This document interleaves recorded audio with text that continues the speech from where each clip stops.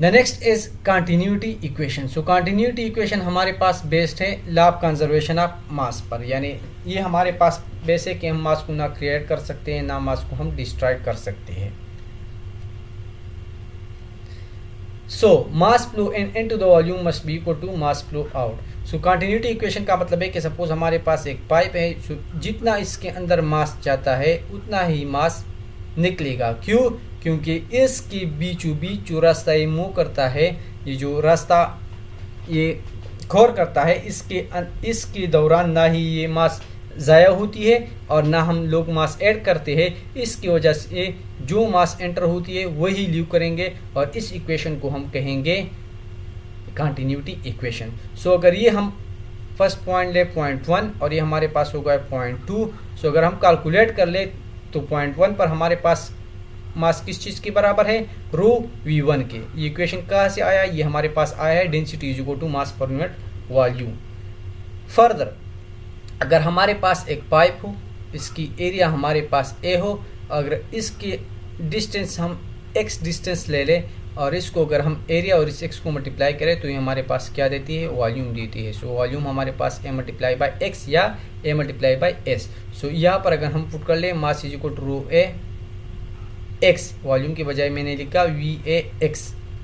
Further अगर हम ये x हमारे पास क्या है? This is the distance.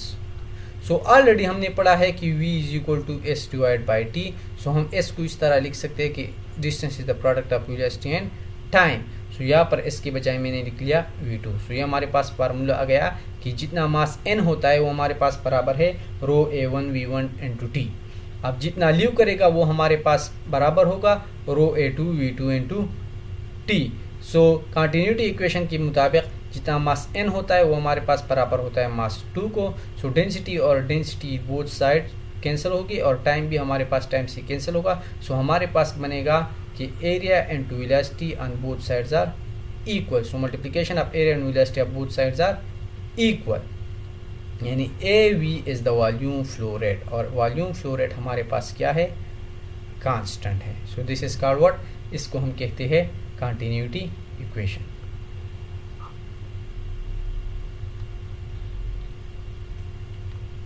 So continuity equation के मुताबिक AV जो है हमारे पास इसकी प्रोडक्ट कांस्टेंट होती है, यानी एरिया जो है हमारे पास इन्वर्सली प्रोपोर्शन है वेलोसिटी को। इसका मतलब है अगर हमारे पास एरिया ज़्यादा होगी तो वेलोसिटी हमारे पास क्या होगी? कम होगी। अब अगर एरिया हमारे पास कम होगी तो वेलोसिटी हमारे पास क्या होगी? ज़्यादा होगी। एग्जांपल हमारे पास ये कि एक पाइप से फ्लूइड आ रहा है, सो अगर इस एरिया को हम कम कर ले इस तरह तो इसकी वेलोसिटी हमारे पास क्या होगी? इंक्रीज होगी। क्यों? क्योंकि area is inversely proportional to the velocity. So जितनी हम एरिया को कम करते हैं उतनी हमारे पास वेलोसिटी क्या होगी? ज़्यादा होगी।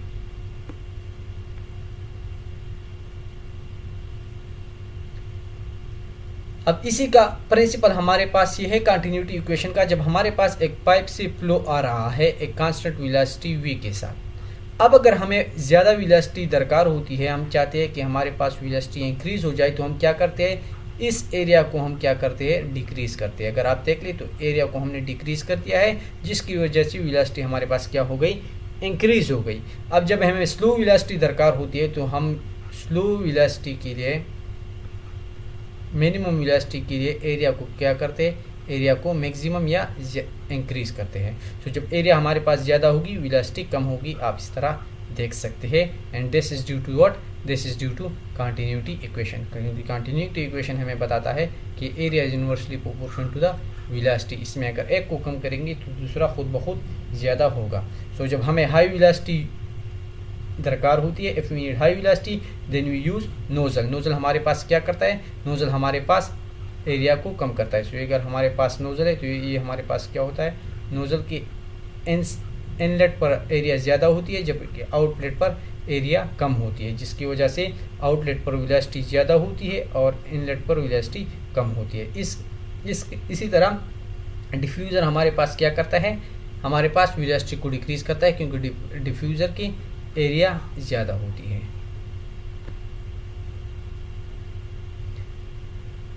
अब एप्लीकेशन ये कि जब हम पौधों को पानी देते हैं या हमारे हाथ में पाइप होता है तो ऑलरेडी हम क्या करते हैं? हम अपना उंगली जो है हम पाइप के सामने रखते हैं। इसकी वजह से क्या होता है कि अगर पाइप है इसके सामने हम अपनी उंगली रखें तो इसकी वजह से एरिया जो होती है फ्लूइड फ्लो के लिए वो कम होती है, और जब एरिया कम हो जाती है तो हमारे पास क्या होता है, वेलोसिटी ज़्यादा होती है और पानी बहुत ज़्यादा तेज़ चला जाता है।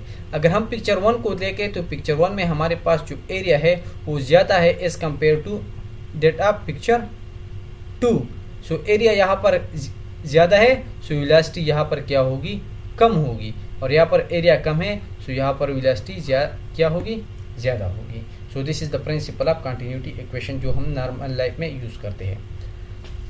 नाउ अगर आपको कहा गया हो कि हमारे पास 2 बॉडी है सारी, अगर फाइंड करना है आपको, हमारे पास एक पाइप है जिसका A1 V1 था स्टार्ट पर, और आउटलेट पर हमारे पास एरिया A2 और V2 होता है।